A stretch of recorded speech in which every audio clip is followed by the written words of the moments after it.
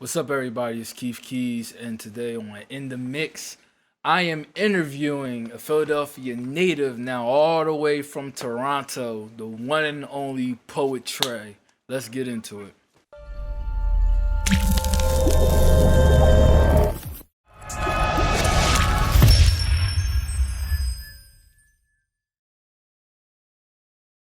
First off, bro, I want to say thank you for coming into the studio. Man, I appreciate it. Man, I appreciate that. Pleasure's all mine. So, we want to get into a little bit about who you are and who actually Poetre is. So in a few words, let us know exactly who you are, like as a person. Who is Poetre? When they say Poetre, and you think of that name, who are you? What is that to you?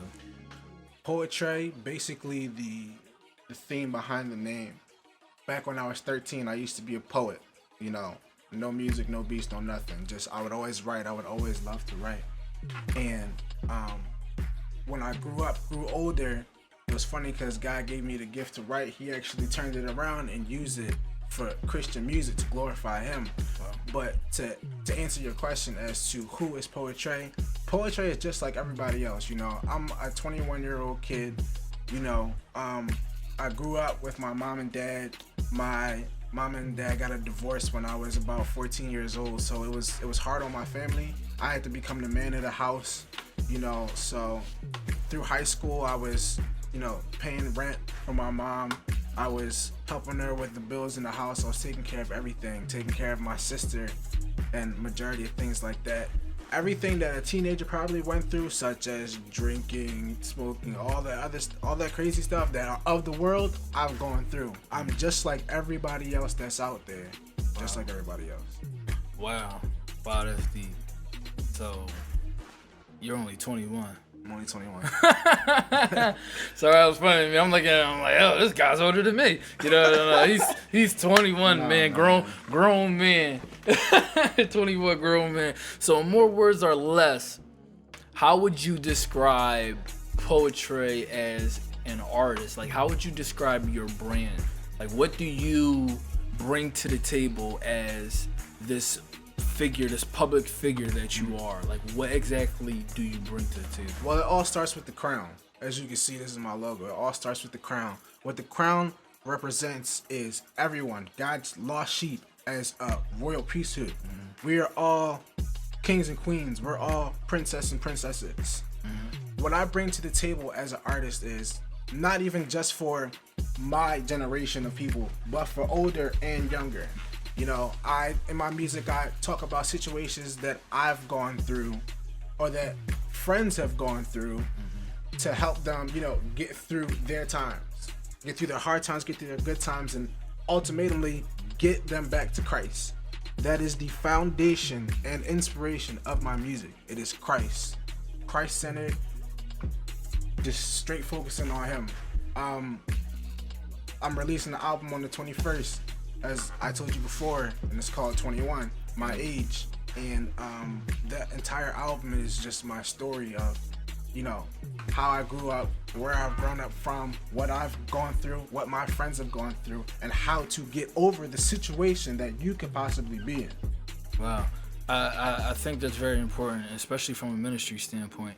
A lot of times, us as musicians, artists, we tend to do music, we get lost in the art of the music.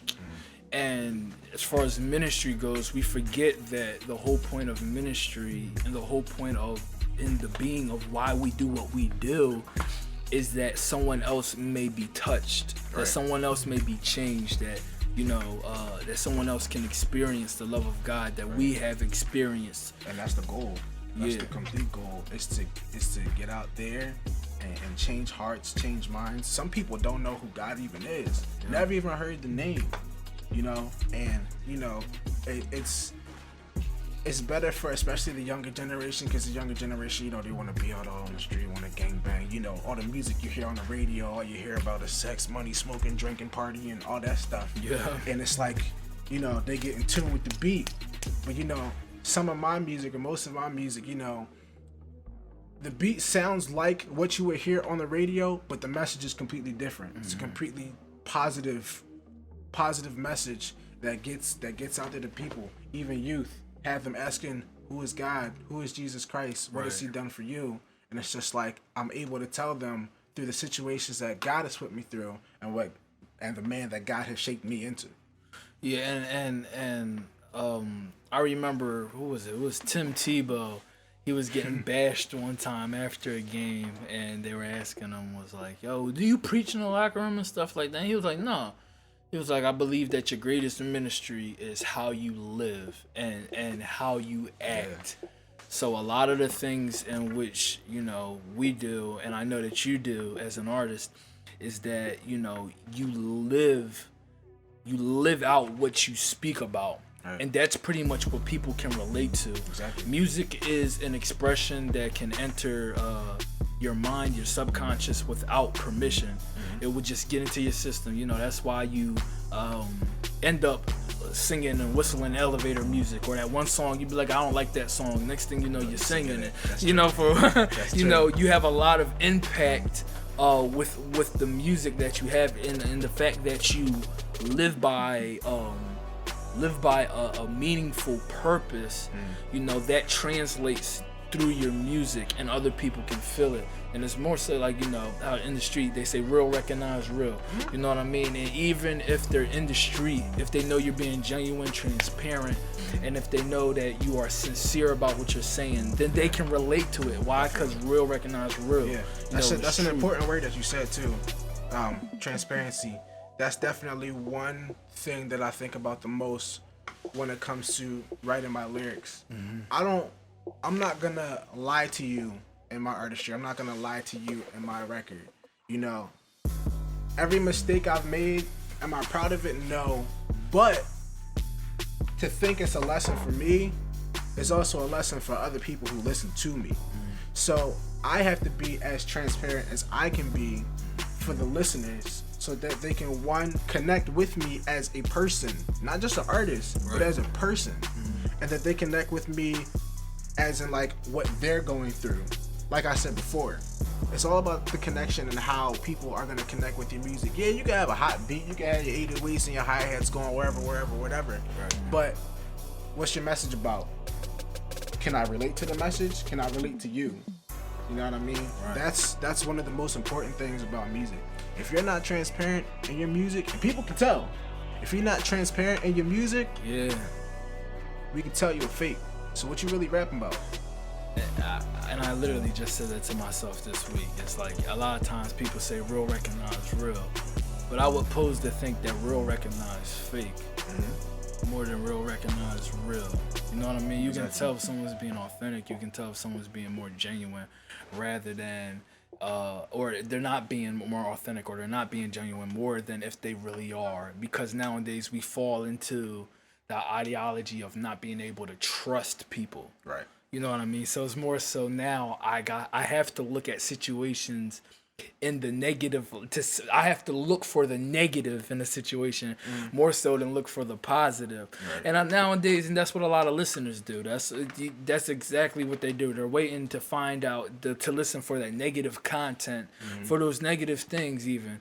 And now you're coming from a position to where you have to kind of shed positive light on it, and they recognize it. You know, they recognize that, and it's different. You know, a lot of times they'll get with the beat, they'll get with the tunes, they'll get with even some of the lyrics. But the fact that what you're speaking of is so different, that's what will actually capture them, right? And that will catch their attention and bring them closer. So since we're going down the lines of that, let me ask you, what has now you said that at 21, you know, 21 now, you were paying rent. When you were going through high school, your parents had a divorce. Like, what other things have led up to now for you that lead you to be the artist that you are now? You know, what other things actually make you the artist that you are? Well, so it's a lot of things. You know, it's God first. He's right at the top of the list, because, you know, you never know why things happen to you until you reach down the line, until God reveals it to you. But just life. To be completely honest, it was just life. You know, like I said, you know, the divorce in high school. My mother had breast cancer, so that was a very important factor. Like, I watched my mother in her dying bed with black fingertips, no hair, and looks super weak. Some people have no idea what that feels like, seeing your mom right in front of you dying. Yeah. You know what I mean? A little sister, a bigger sister, just like my family, and how strong we've had to be to keep together. You know, what else has influenced me? My friends, my artist friends that I know, like, living through other people's situations, going through my own situations. Like I said, I've made mistakes and I've learned from them. You know, I've been in my friends' situations and helped them go through it, and it's like I'm sitting in their seat, learning like they are. Yeah. You know, so it's just life in general. Life in general and God have influenced me to be Poetre. Nothing else. I just write about life. So we know that you were a poet. When was that point in life that you was like, I'm gonna pick up a mic? So nobody knows this. Nobody knows this, and I don't even think he knows. But first time for everything. So We'll find out now. Back in the Bethel days, you know, I used to see my bros Q Flow, and John Rap back in church, and you know, I saw them rapping, you know, in church in the sanctuary. I was just like, yo, these guys is dope. Like, the message is there, the beat is there, and I feel influenced. Like, I want to learn how to do this. Right. You know, and it's crazy because they've been my friend for 7, 8, 9 years now. You know what I mean?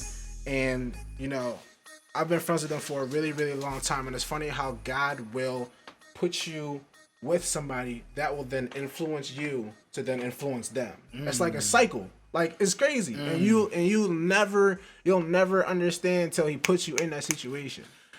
The Bible says iron sharpens iron. Period. That's it. That's it right there. Sum it up for you. but as far as picking up a mic, it was them two, and the fire that they brought, you know, to their ministry and what they believed in.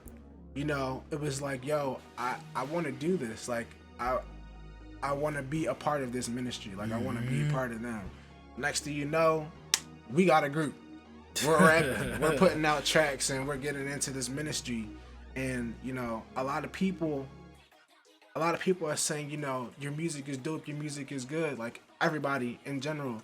And it's like, you know, you showed me a side of Christ that I didn't know. Like, you've helped me get through this situation. You've blessed me. And it's just like, yo, all I wanted to do was rap. All I wanted to do was pick up a mic. God was like, nah, I'm going to use you as a vessel. More. Right. It's crazy. All right, that's what's up. So in the process of you know, becoming a artist now, a poet, you're in a group now. What are the things that you've learned, even from a music standpoint or from a ministry standpoint, like in your journey of artistry that you hold dear to your heart now? Like, what are the things and the concepts, the things that you have experienced and that you could really, you know, talk to really somebody about, to tell somebody about, that you've learned? You know, what are those things? As far as the ministry or as far as the music? Music. Let's go music first. As far as the music. As far as the music, and I'll give you a perspective that you're probably not even thinking of. But as far as the music, I used to be on the outside looking in. You know, he rapping, he got a mic in his hand, he rapping about Christ, everybody is jumping around, blah, blah, blah. You know, and you think like they're like the best person alive, or you think they're famous, or whatever the case may be. But now I'm on the inside looking out to people, because people come up to me and they say that stuff, but it's just like, yo, I'm really just like you. I'm really just like you, using God's gift that he gave me. Like, I'm not famous. I don't have a big name. I'm not signed. I don't really care to be signed. If it's God's will, then it'll happen. But as far as publicity and all that, I don't put myself on a pedestal. I'm out there to help anybody. Like, you want a hand? I'm the first to ask to help out. You don't even have to ask me. But it's like, you know, that's just a perspective that I think of, like, because I used to think that way when I was just, you know, watching everybody else rap. You know, these guys are good. I'm not good enough to talk to these people. I'm not good enough to get to what they're into. You're making such a valid point, and the valid point that what you're making is to always be in a position to where you can be relatable. Mm-hmm. And from being in a position from where you were on the outside looking in to now being on the inside looking out, you can make that connection that some people can't. Right. It's kind of like if a rich kid were to make hip hop songs, you know, or hardcore hood songs. It's like how can you sympathize with my experiences? Right. You know what I mean? Like, do you actually know what the block feels like? Have you ever been in a jail cell before? Yeah. Like, have you ever held a gun? Right. You know what I mean? Yeah. You know, of course, I don't condone that at all. Not at all. But what I'm saying is that people need to feel but that is why hip hop and a lot of the secular artists are so prominent right now, and why they're so dominant in the industry that they're in, because they make those now sometimes they kind of push that influence on them, but they make that connection, and they make that connection that I was where you were, and I just wish that a lot of them would come out from thinking that this stuff, but the point is that they can literally make that connection with the people who are listening to them. And I think that's very important. I think that's a very good perspective that you have, in the sense that I can make that connection. And I think that's something that you don't ever want to lose. Right. Because I think that's the foundation of how you can actually reach other people. Out to other people as well as fellowship. Right, absolutely. Absolutely. If you always are one-sided, you'll never see the bigger picture. You know what I mean? Yeah. So I can't say it better. So on January 21st, we have you dropping a song, an album. I thought it was just a single. Wow. Oh, an album called 21. Take us to this album. What is 21? January 21st is when everybody who listens to me will understand who I am as a person and what I went through from the ages of 13 till this very day. Mm-hmm. You know, it takes you from, you know, a big, nice, happy, casual family from Jamaica to the heartbreaks and the heartaches that my parents went through, the suicide attempts that I've been through, wow, the suicide attempts my younger sisters went through, wow, drug addiction, alcohol addiction, relationships, and overcoming the power that Satan had over my life, because he didn't want me to prosper.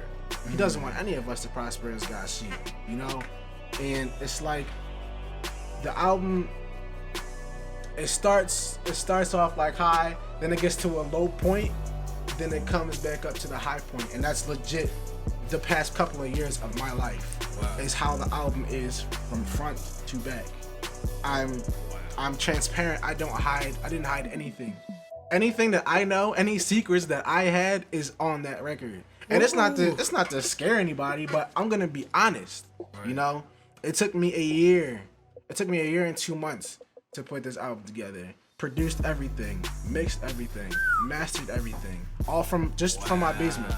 You know, it's crazy, and it turned out amazing. And Blood, I really can't sweat, wait. and tears. I can't wait till you guys hear it. It'll be out on iTunes and Google Play. iTunes and Google Play. January 21st, 21, Poetre. Now, see, down. Yeah, so I guess this album is like, you would call it like the pinnacle of your career right now. Yeah, definitely. Because the past projects I put out, Finding Forever was the first one when I was with FFG, and it was just, you know, basically my first starter mixtape. Yeah. Then I released one a year later in June called New History. Okay. Basically like the sophomore mixtape. Then I made an EP called Sayonara last year that dropped on the 31st. just welcoming in the new year of 2015, and now this year 21, it's like, You have okay, the album. this is the album. This is who I am starting off. I'm impressed more than anything. I'll tell you now. I'm buying it. I was gonna buy the album, period. But now I'm really buying the album simply because you just told me you did every single thing on it. Everything, man. Like, that's so dope. I feel like nowadays a lot of artists and producers, they look for the person or the third party thing that makes the song, rather than hard work, dedication, blood, sweat, and tears, and and your soul on a track, and the fact that you did everything. Wow. I can't wait till the 21st. For real, I wish you would have sent it to me before the 21st so I could tell y'all about it.